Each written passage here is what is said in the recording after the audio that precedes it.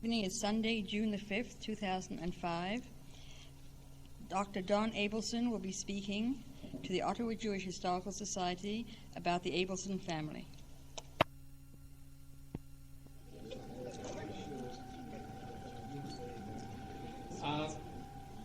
The first meeting in every year is the Ben Park Memorial Lecture.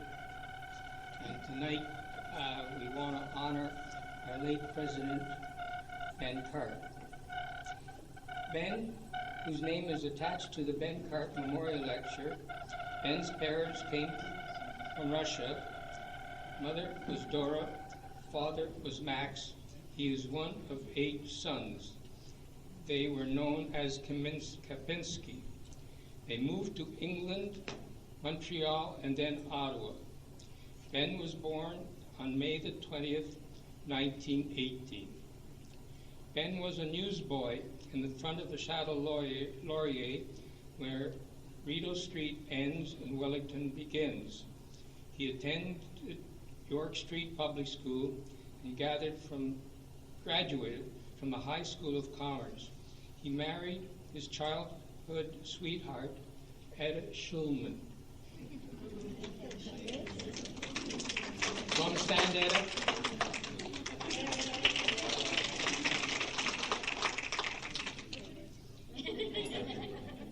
He enlisted in the Canadian Army and served in the Algonquin Regiment. He fought in the front lines in Holland and rose to the position of Sergeant Major. Ben was a leader. He and Ada returned to Holland after the war to visit the people whom he had liberated. After the war, he had a grocery store on the corner of Booth and Albert. Ben was associated in the food industry and real estate and was with Ben Carp as well as other real estate industry people such as Sam Macy, Campbell Construction, and Lowe's. He was president of the Ottawa Jewish Historical Society from August the 27th, 1986, and served until his death on December the 6th, 1991. He developed and expanded the popular speakers program, which is what you're here for tonight. He publicized the Ottawa Historical Society and Archives wherever he went. He spoke up on behalf of both the Archives and Historical Society. He was a super salesman, and that is a manner he brought many more members into the association. He was very proud of the society. Ben was a president of Acadian Realty. He was president of the Ottawa Real Estate Board. He was president of Rideau Kiwanis. He was regional lieutenant governor of Kiwanis. 1 week before his death, Kiwanis International awarded him the highest honor, Outstanding Service Award. At that time, only 4 in the world had received it before him. He had perfect attendance at Rideau Kiwanis for 36 continuous years. He was very active in the Jewish community and also the Jewish Community Center. The JCC established the Ben Carp Award for members of the Ottawa Jewish community who have worked in the JCC for outstanding achievements in the JCC. It is called the Ben Carp Memorial Award. He has helped to set up the JCC Health Club and Athletic Facility. He was president of Agudath Israel Synagogue. He was active in Ottawa B'nai B'rith Lodge starting in 1949. He was active in the Ottawa Boys Club. Ben was a very active volunteer for the Canadian Cancer Society for 15 years due to his having cancer. Ben gave positive strength to others who had cancer, and they sought him for advice. I was associated with Ben for a number of years, and I was very much the wiser due to his knowledge and experience in the commercial field of real estate. Few words can summarize the man. I don't think I can, but he was a very honest man. He was dedicated. He was a dedicated human being. Maybe he would have been, wouldn't have been so honest. He may have been wealthier, but he was wealthy in his friends. He was wealthy in his communal work. The late Ben and Etta have 3 sons, 10 grandchildren, and 2 great-grandchildren. Barry has 2 children, and Barry has 2 children, Ricky has 2 children, 2 grandchildren, and Lenny is very religious. He has 6 children. Ladies and gentlemen, that is Ben Kark, our past president.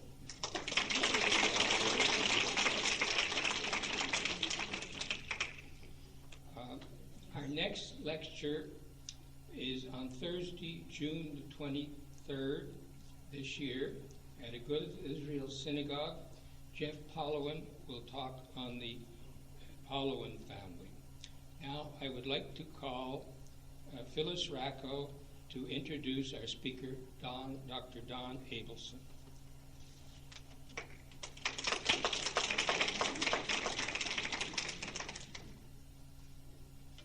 Our speaker, Don Abelson, is professor and chair of the Department of Political Science at the University of Western Ontario, where he has taught since 1993. He is also co-director of the Center for American Studies at Western. His areas of expertise are American politics, U.S. foreign policy, and international relations.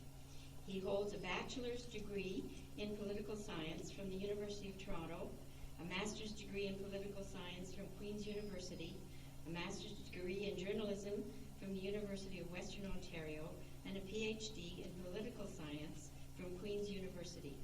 Dr. Abelson is the author of several books, book chapters, and journal articles, including his most recent book, A Capital Idea, Think Tanks and U.S. Foreign Policy, which will be published in 2006 by McGill Queen's University Press. In addition to his teaching and research, Dr. Abelson has served as a consultant to various federal and provincial government departments and ministries, think tanks, and international organizations, including the World Bank, the Center for International Private Enterprise, the North-South Institute, and the Institute for Research on Public Policy. His political commentary is often heard on radio and television stations, including CBC, CTV, Global TV, and CNN. Tonight, he is here to talk about his grandfather, Jess, the Abelson family, and their influence on the history of the Ottawa Jewish community.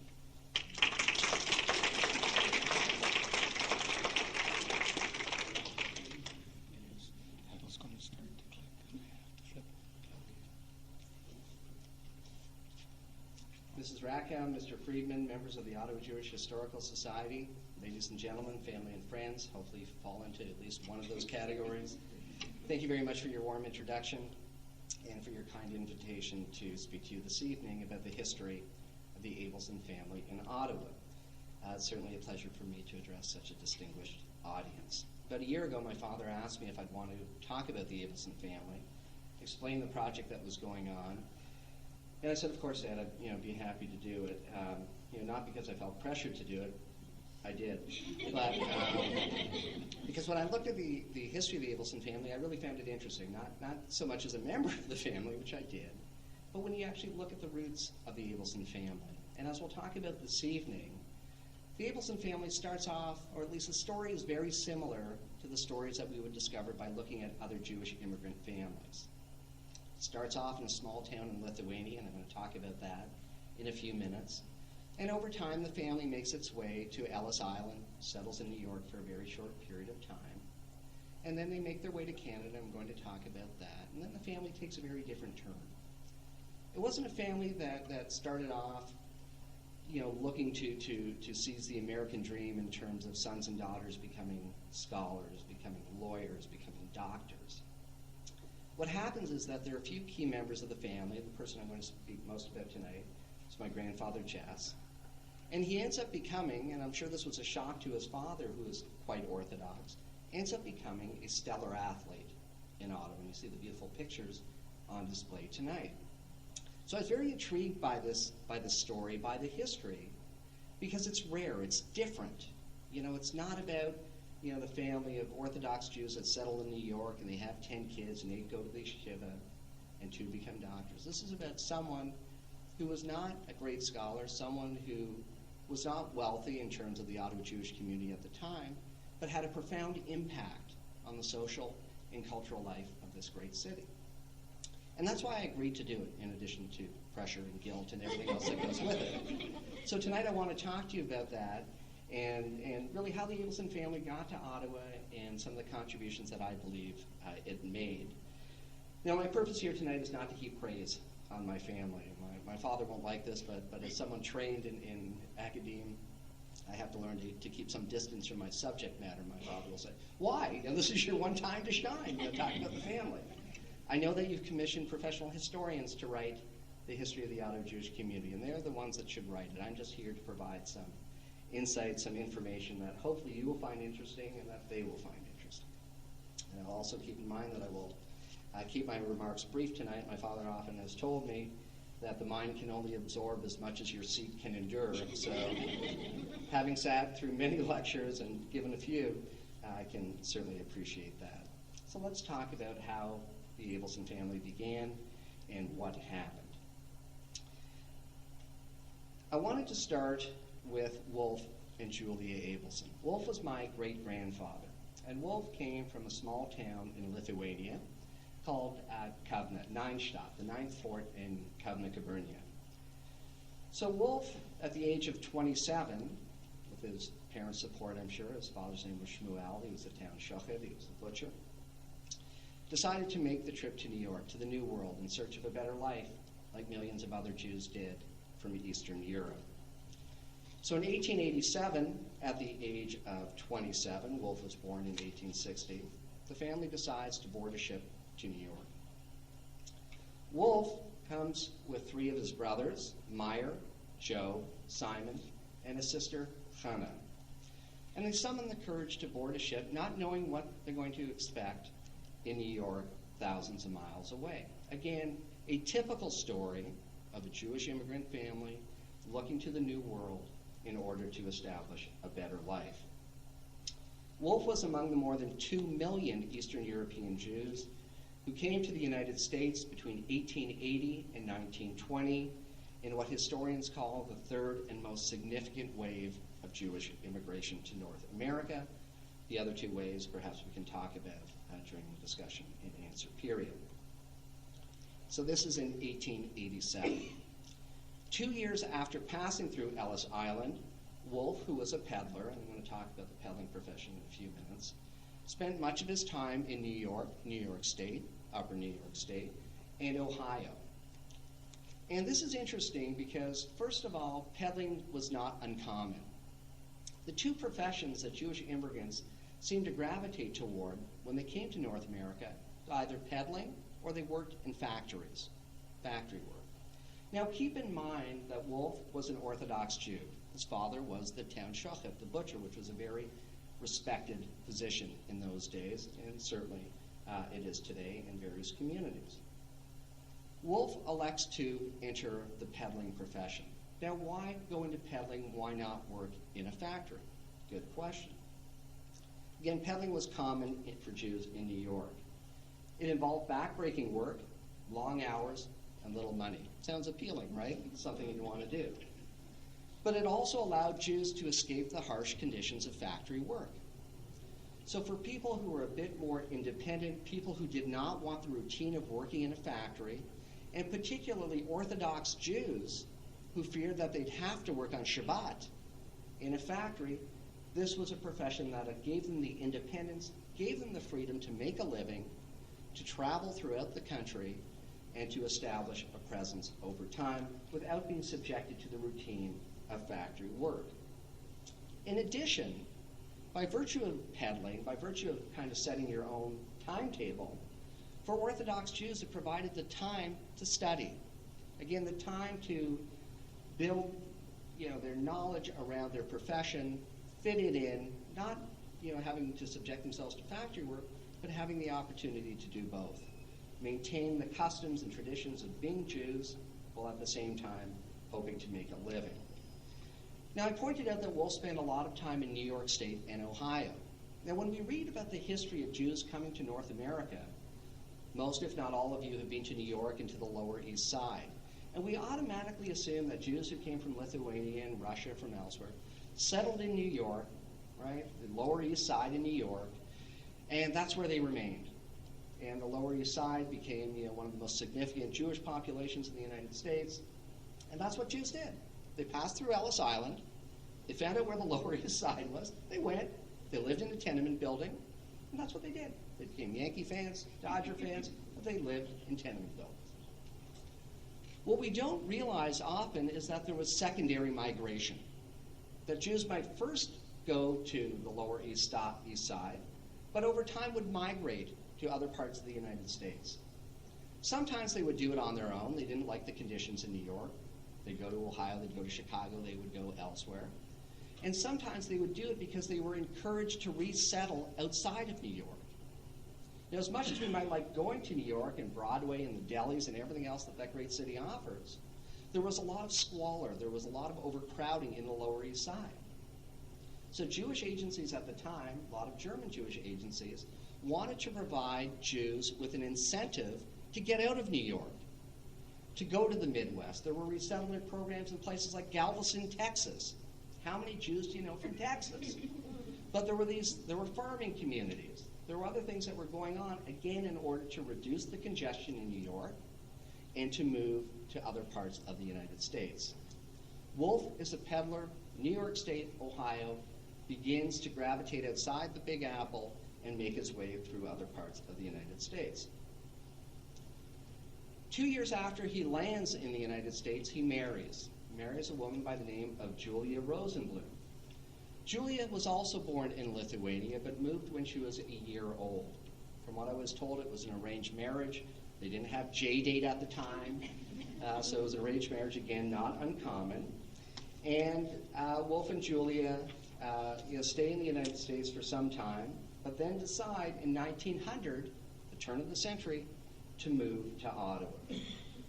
What's interesting is that Wolf's brothers, his three brothers, and his sister decide to remain in the United States. So it's funny, growing up in Ottawa, as part of the Abelson family, and I'd hear all these stories about relatives in the States, New York, and Chicago, and elsewhere. I was conveying the story to my American government students not that long ago, because I teach American politics, been fascinated with it for years, probably because of Wolf and the Abelson family.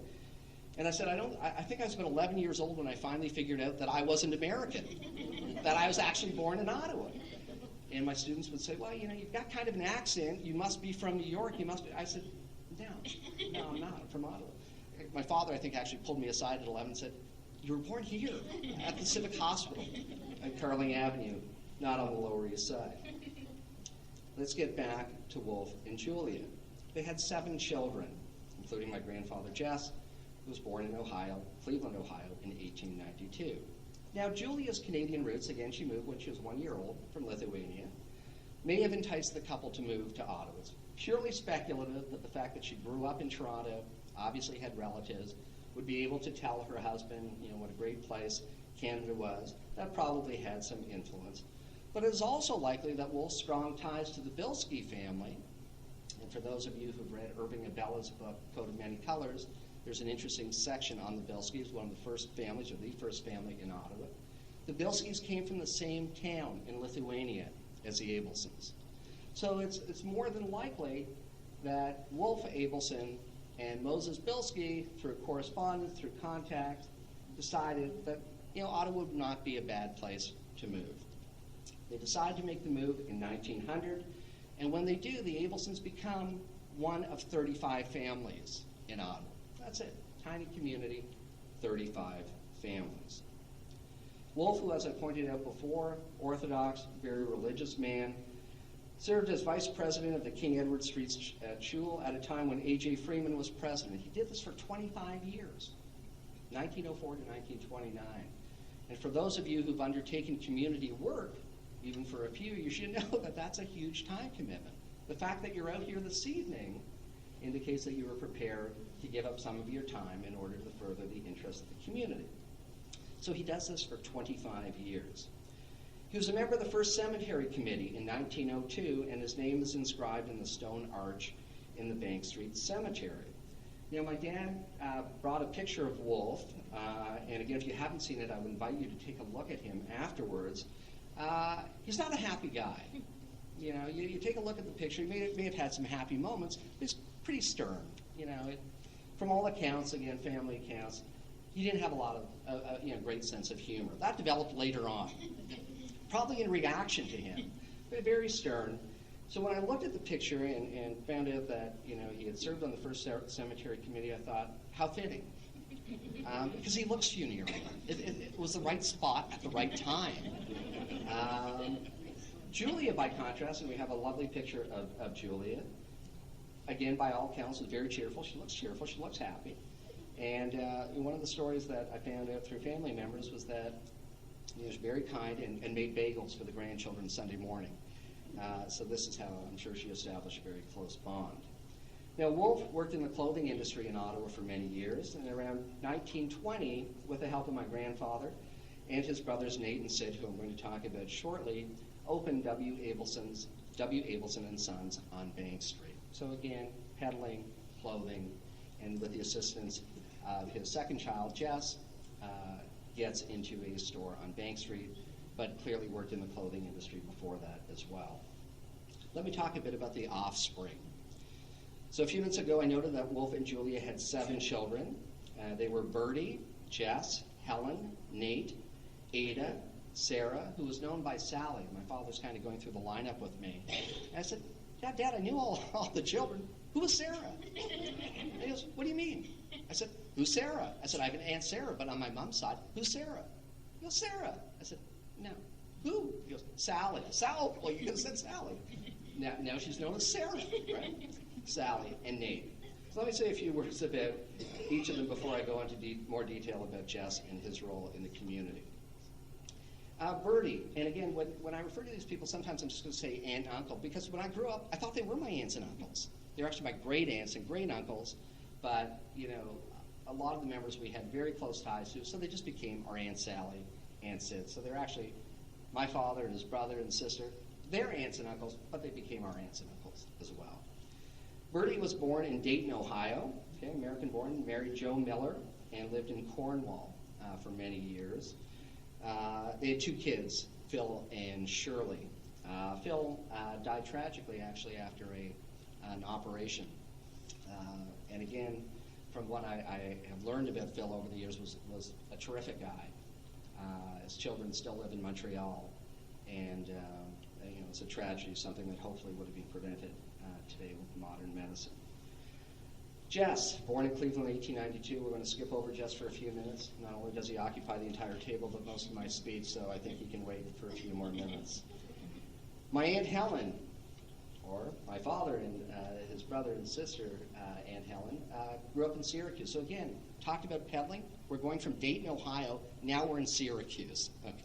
So, Wolfe is certainly finding time to do more than just sell clothes. So she's born in Syracuse. Never married. Helen never married. I don't have a lot of memories of Helen. I remember seeing her at her apartment that she shared with my Uncle Sid and my Aunt Sarah, Sally. But from what I was told, she made major contributions to the Ottawa Jewish community. She was the permanent secretary of the Ottawa Hebrew Benevolent Fund. And for those of you who recall, this fund was set up to really help new immigrants to the city. So it was critical to have someone who was welcoming.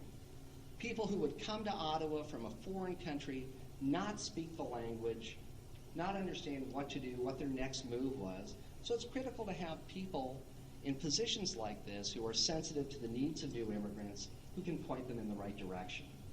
And this is what Helen did for years. I remember talking to Mr. Friedman about what I would talk about in the speech. He goes, don't forget your Aunt Helen. Your Aunt Helen played a critical role in terms of her role in the Benevolent Society. So she did wonderful work for them, the Hebrew Benevolent Fund. Nate, and again, I'm going to talk about Nate in a few minutes. Nate was also born in Syracuse, never married. He left Ottawa in the mid-1930s when his close friend, the hockey great Heck Kilray, was traded to the Detroit Red Wings. So we're already starting to hit the sports theme here, and we'll build on that very shortly.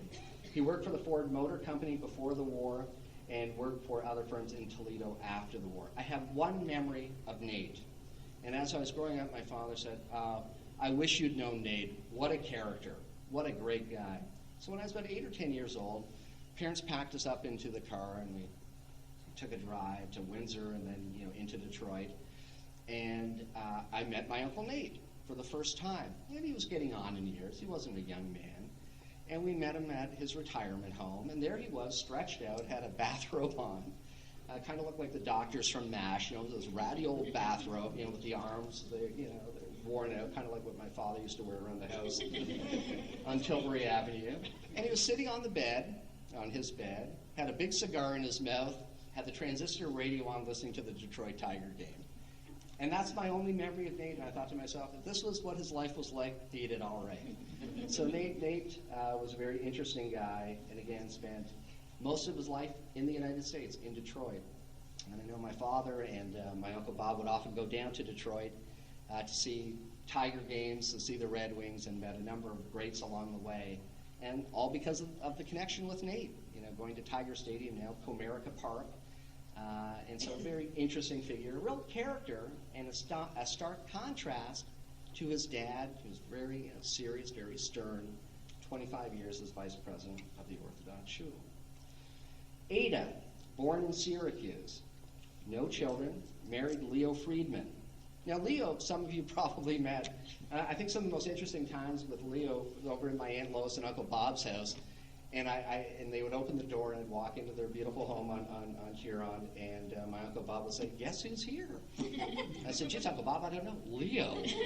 Leo's here." I said, "Leo Friedman?" He goes, "Yeah, Leo's here." And he's got stories today. So Leo was a character. Leo was a press agent for Broadway play actors and actresses. And he represented people like Henry Fonda, Mary Martin, many other greats. And very interesting guy. Wrote novels, some that people would consider a little spicy, but an intellectual, just a very interesting and animated person. And the two of them were really along the lines of the New York intellectual couple. And again, no children, but led a very interesting life in New York. Ada was a legal secretary in Ottawa to Mr. Fisher, Fisher Avenue. It's named after him, and certainly helped him when the Civic Hospital was built. So Ada played a very interesting role as well. My Aunt Sarah, Sally, Sybil, just kidding, Sally, she was born in Ottawa. The first Abelson from Julia and Wolfe, born in Ottawa, was my Aunt Sally. And she worked for many years as a clerk with Trade and Commerce. And my Aunt Sally, again, was very interesting. It was always left hand, right hand. Said Sally, right? They'd come together. And again, very kind, very nice person. And my uncle said who I knew the best, who was born in Ottawa, was the youngest of the family. And my uncle said was a character as well. He really was. Looked so much like Nate, I thought, but a terrific guy. Graduated from Lisker High School, where he played basketball.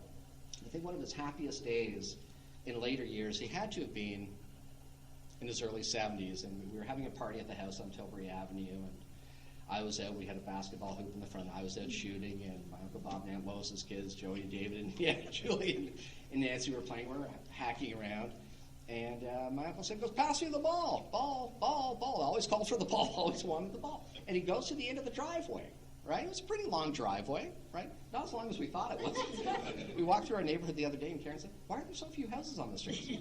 I don't know. Maybe they transplanted them. Anyway, he goes to the end of the driveway, and using the old-fashioned way of throwing the basketball, flips it through his legs. It was a good 30 feet away, at least. Sinks it. He was the happiest guy in the world. He just won the lottery, and all the little grandchildren who thought they were so hot, had to turn to their Uncle Sid and say, "Geez, Uncle Sid, that's amazing." "Yeah, well, it's nothing. I played basketball in high school." I think it was one of the happiest times I saw him when he sunk that basket. My Uncle Sid worked in men's clothing for many years. Again, very fond memories of Freeman's department store. And I often talk about this with friends in London and to my daughter Rebecca about Freeman's. I said, Freeman's was such a great place, right? What happened to the good old days when there were actually people who were knowledgeable who worked in department stores? People you got to know over the years because they had expertise. Well, my Uncle Sid, after doing a lot of different things in his life, having his own business in the Hardy Arcade, which Karen and I discovered is where they had the old nut house, where we used to go for fudge and nuts, worked at Freeman's for years. And he was a specialist, and he was the guy that you went to when you wanted advice on a suit. And you could count on him. You know, you'd walk through and you'd see him there, and he was there year after year, year after year. You knew people, right? Then the bay took him, and then you couldn't find anyone. The lights were on, you had to pay, but no one was helping. So I have good memories. The other thing I wanted to mention about Sid, my uncle Sid, was that he joined the RCAF in supply and became a squadron leader, and he was very proud, and rightfully so, of his years of service during the war. The other thing I wanted to mention, too, about my uncle Sid was he was also a founding member of the Rideau View Golf Club. And I'm going to talk about this more, but in the context of tennis, the Ottawa Tel Aviv and Athletic Club, Tennis and Athletic Club. The Rideau View Golf Club was set up around 1955. My uncle Sid was one of the founding members. And this was at a time when Jews were prohibited from playing golf in clubs in Ottawa. And, you know, he became a very good, very accomplished golf player and golfer, and was one of the founding members of this club that continues to go on today. Well, let's talk about Jess. Clearly, of all the Abelson children that I've gone through, the one that left the greatest mark on Ottawa and its Jewish community was Jess. I don't think any historian you would hire would disagree with that. Jess was an exceptional athlete who excelled at virtually every sport imaginable. In the next few minutes, I wanted to talk about his accomplishments as the founding father of Jewish sport in Ottawa, something that he was called shortly after his induction, the first inductee into the Ottawa Jewish Sports Hall of Fame in 1986. But I also want to talk about things that we don't read about when we think about Jess. So I want to talk about his athletic accomplishments, but then I'm going to focus on something that I think was his most significant contribution. You know, he was the son of an immigrant father.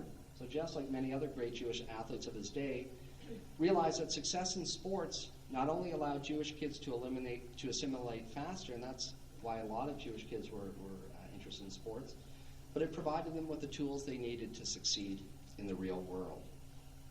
By the time Jess was in grade 8, my grandfather Jess, he knew he was not cut out for school. He knew he was not going to be a historian. He knew he was not going to be a great scholar. And the famous story in the Abelson family was when he was in grade 8, and he was called upon to give a talk, a speech similar to this, I guess, in front of the whole student body. And he was so preoccupied with sports that he really didn't find the time to write the speech. Something in later life my Nana did for him, right? Wrote all of his speeches. So he got up in front of the student body and he was a little nervous. And I said, I'm sure the teacher said, okay, Jess, start your speech. And I guess he thought he was going to be a little worried. And he said, well, I had a little doll, which would be unusual for Jess, but anyways, I had a little doll, I stuck it on the wall, and that's all. He was gone. Never to be seen again, hopped the fence, that was it for his formal education. Grade 8, goodbye, left,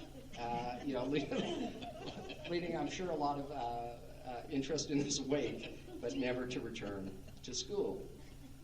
Now, Jess joined the YMCA at the age of 10, a decision that no doubt had a profound influence on his development as a first-rate athlete.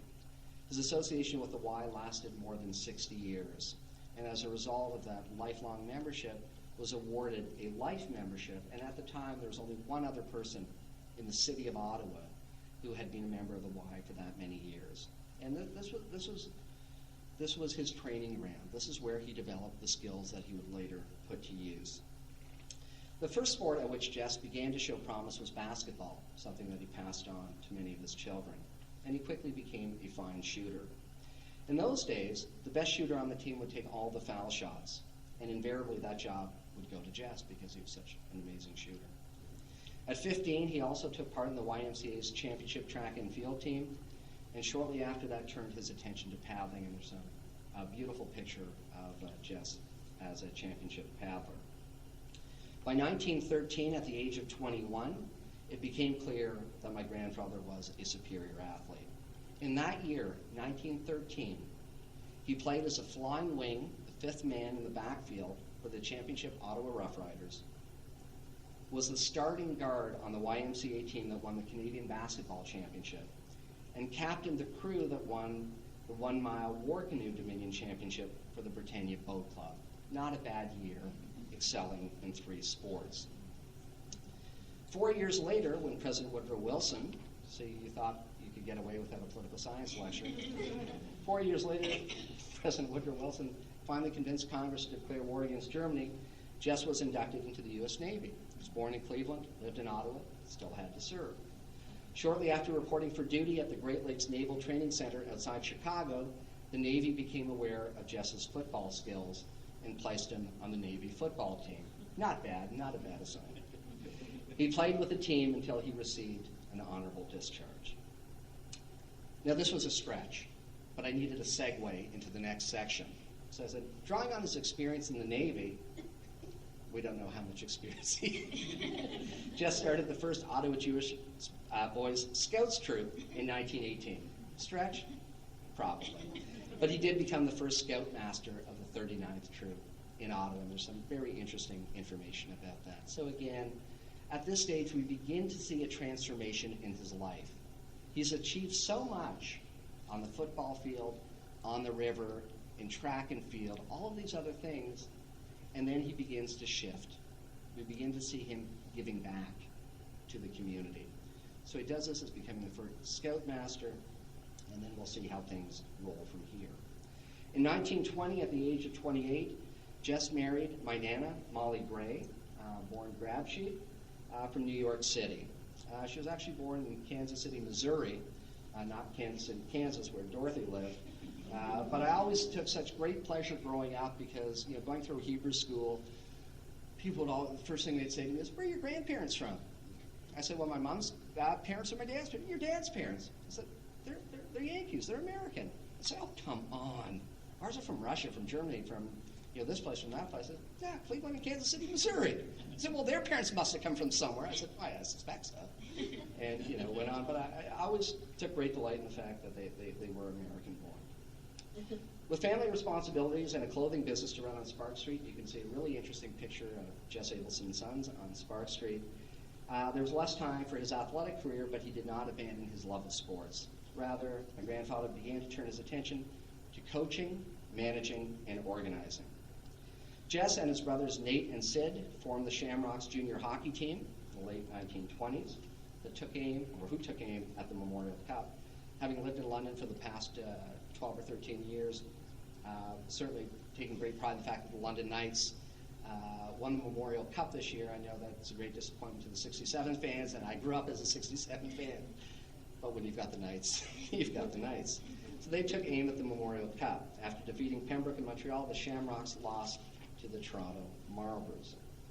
In the 1930s, Jess turned his attention to softball and became the owner and manager of the semi-pro Ottawa Strathconas. And there's some beautiful photographs of the Strathconas, known at the time, and I quote, "at the time," as the Yankees of Ottawa senior softball. So for you Yankee fans out there, when I say the Yankees, let's think of the Yankees in the 20s and the 30s, not what's going on now in the Bronx. The Strathconas won the senior championships in 1931 and 1932, and during their playoff games would attract crowds of over 8,000 people.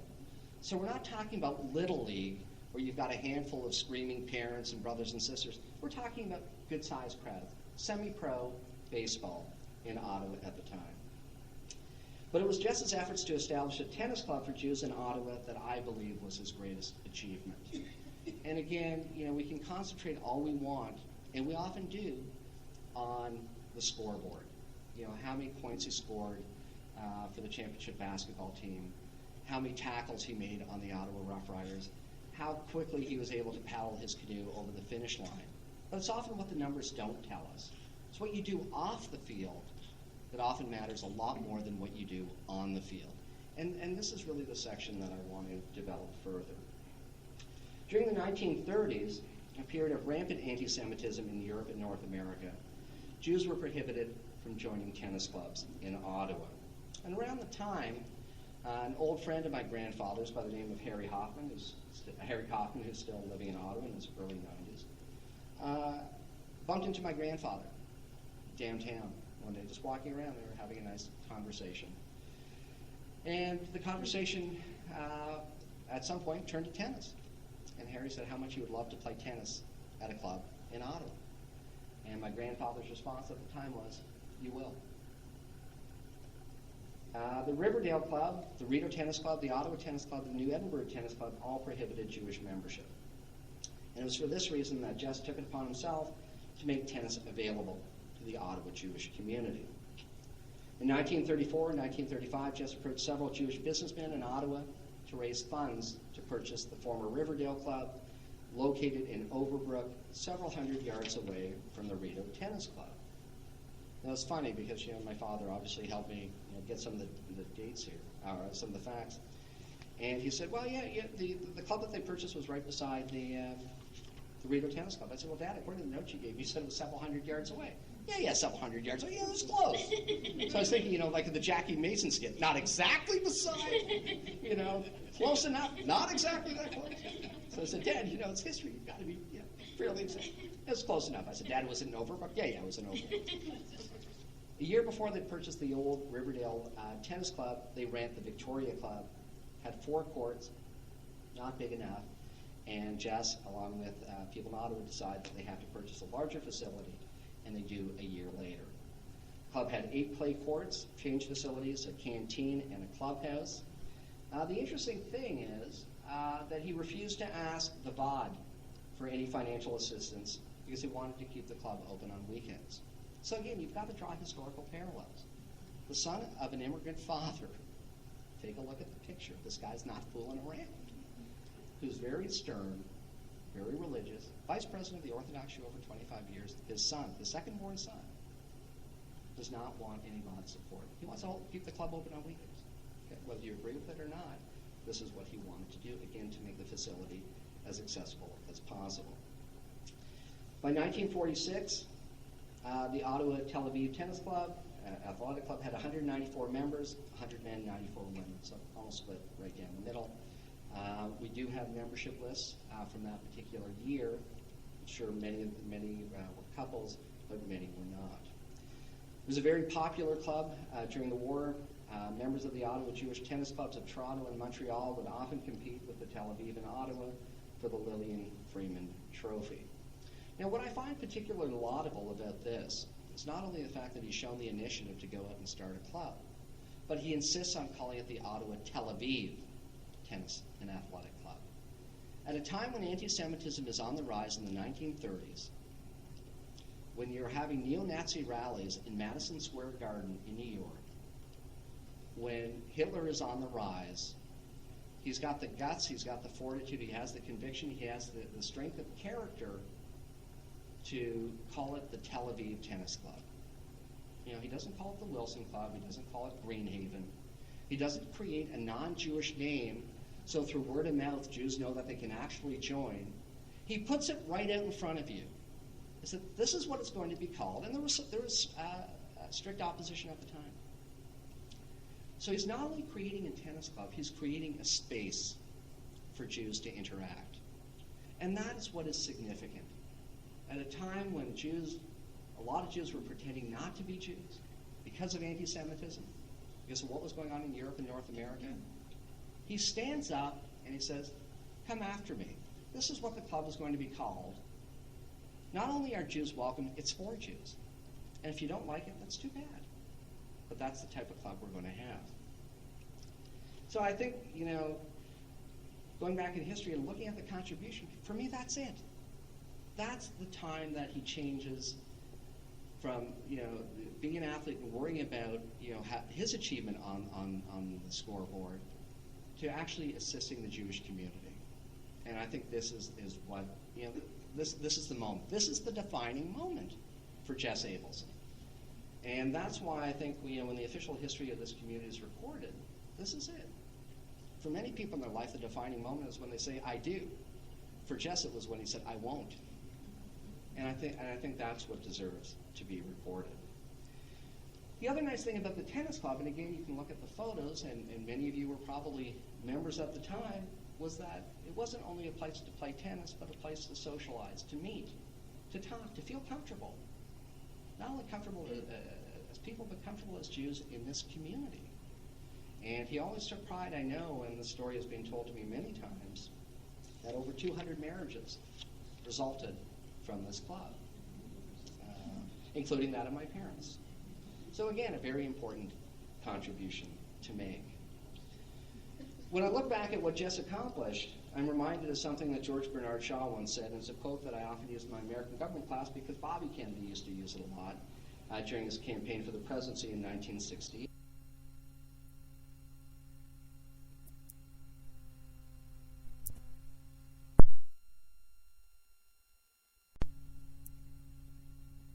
Looking back at what he accomplished, had the vision. Again, not a great scholar, not a wealthy man, but had the vision and made a difference. He became the first inductee in 1986 to the Ottawa Jewish Sports Hall of Fame and a 2002 inductee into the Ottawa Sports Hall of Fame. At the time of his induction to the Ottawa Jewish Sports Hall of Fame in 1986, the Ottawa Jewish Bulletin and Review noted, and I quote, "As an athlete, Jess's accomplishments rank among the best in Ottawa during the 1900s, whether Jewish or non-Jewish. As a community-conscious activist, his work brought the Jewish community together and enhanced the social, intellectual, and athletic life of Ottawa Jewish youth. His influence on Ottawa and on the Ottawa Jewish community extended well beyond sports, but as a sports personality, he was a paragon of excellence for young Jewish athletes." And I don't think you could sum it up any better than that. Let me just take 5 more minutes to talk about the last section of my talk, and that's really kind of the values and interests that Jess and Molly passed along to their children. I haven't spoken much about Molly. Molly, Jess's wife, my Nana, my father, my Uncle Bob, and Aunt Susie's mother, was a wonderful woman.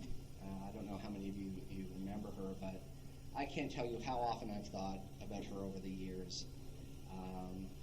It's the funniest thing. I said this to my father years ago. My grandparents lived on Augusta Avenue for many years, not far from the old Jewish Community Center. And in my mind, I'm dreaming sometimes, and I can take you through the apartment building in 2 seconds. I still see it. And the last time I was there, I couldn't have been more than 10 years old. The smell is still in my mind. Opening the door, that wooden and glass door on Augusta Avenue. I can smell the smells. I can taste the tastes. I can see where my grandfather is sitting. I can see where my Nana is. It's the most unbelievable thing. I can tell you where the furniture was positioned. I can tell you where the cookies were hidden, especially after she made a fresh batch, and my grandfather was a little territorial over the cookies. I can tell you everything about that apartment as if I was there yesterday. And it's the strangest sensation, but I in my mind, I cannot get rid of it, and I don't want to. I don't want to. But it's just, I'm sure you've experienced it before. My mind works in very peculiar ways growing up on Tilbury Avenue. In fact, I can tell you the layout of every home on Tilbury Avenue, unless it's been renovated in the past 20 years. But it was just something about that apartment, about going up on a Saturday or a Sunday, seeing my grandfather in a chair shortly after entering the foyer, and seeing my Nana preparing things, and always felt welcome. And you knew you were walking into history. You knew it. And it wasn't until years later that I appreciated what I experienced, but I can't get it out of my head. And it's a wonderful memory. Let's talk a bit about what they passed on to their children. Well, one of the things that they passed on, Jess, I'm not quite sure type of athletic endeavors that my Nana engaged in, but unbelievable athletic skills. So again, looking back at the contribution of the Abelson family, look at the children, okay? Susie, Duke, Bob, my father Al, Stan, unbelievable athletes. Whether it was basketball, baseball, my Uncle Bob excelled, represented the Maccabee team. Baseball had a wonderful arm. My father, basketball, football, excelled. Duke, tennis, basketball. Stan, tennis. The genes were passed on. You go from them to their kids, right? My Uncle Bob and Aunt Lois's kids, Joe and David, Nancy and Julie. Unbelievable athletic skills. Again, some of the best memories I have are playing hockey at Highland Park, freezing Ottawa winter day, and Joey and David calling saying, "Hey, let's get out by 8 while the ice is still fresh," and chasing around my 2 older cousins on the ice. And this is what was passed on. A love of sports, but also a love of community service. And I think when I look back on the family, these are the 2 things that I focus on. Sports, which has played such a huge role in all of our lives, but seriousness, the commitment to community. And I think that's what they passed on. And I think that's what deserves to be recorded. Thank you so much.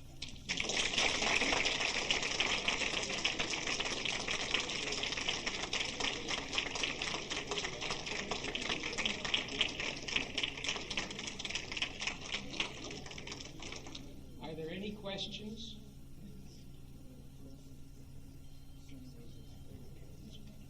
Good on you. I'd like to make a comment. I have to say that I'm a ninth grader. Okay. My name is Rosenfeld of Montreal. The first Shabbos I spent in Ottawa, 1945, just after PE Day. With my grandparents. They were very kind to me. That's how I got involved in television and stuff. I saw my name as a little black before I shivered the news was on. It got me to the period of time. The Abelsons to the center point. Jewish community, 18 to 35. Thank you. Thank you. Are there any other questions or comments? Yes. I'm one of the group of kids who started playing tennis about 10 or 11 years old now. And we had a great time and a good social life, and many of us met our mates at the tennis club. It was the social place to be and a fun place because of Jeff.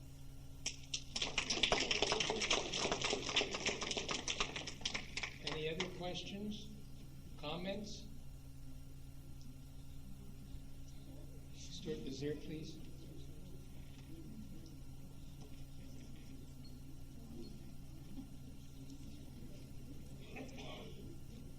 Dr. Abelson, thank you very much for your talk. We have many speakers at these sessions, but seldom have I heard somebody so relaxed and informative in presenting the history of their families. Thank you very much. On behalf of the Ottawa Jewish Historical Society, I have something for you. I have a little gift. You can put it on your bookshelf or on the wall, and that's all.